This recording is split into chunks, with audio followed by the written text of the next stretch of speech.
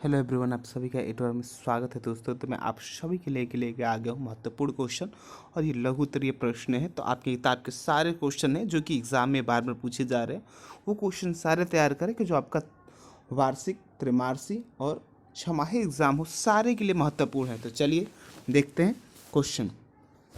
तो पहला जो हमारा क्वेश्चन है कि विभवांतर का किस यंत्र के द्वारा मापन किया जाता है। विभवांतर का किस यंत्र के द्वारा मापन किया जाता है। तो सीधी से यहाँ से छोटा सा आंसर हो जाएगा, विभवांतर को वोल्टीमीटर के द्वारा मापन किया जाता है। किसके द्वारा? विभवांतर का किस यंत्र के द्वारा मापन किया जाता है। तो ये था, विभवांतर को वोल्टीमीटर के द्वारा मापा जाता है। दूसरा क्वेश्चन देखेंगे, 1 एम्पियर से क्या तात्पर्य है। अब ये समझेंगे कि 1 एम्पियर होता है क्या है।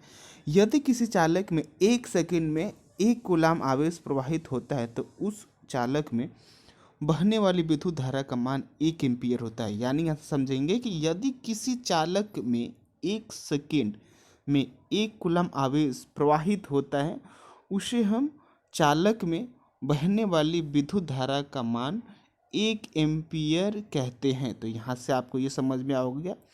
और अभी तक का सबसे महत्वपूर्ण क्वेश्चन, ओम का नियम लिखिए। ये जो आपका क्वेश्चन है, ये आपके एग्जाम में रामबाण साबित होता है। और छमाही, तिमाही, नौमाही और आपका वार्षिक, सारे एग्जामों के लिए कॉमन क्वेश्चन पूछा जाता है।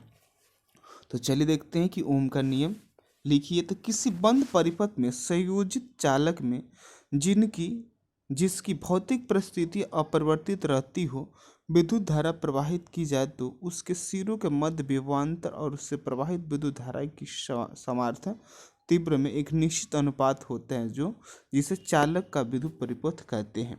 जैसे अर्थात V/I/R, यानी कि V बराबर क्या होता है, I/R। ये होता है हमारा ओम का नियम।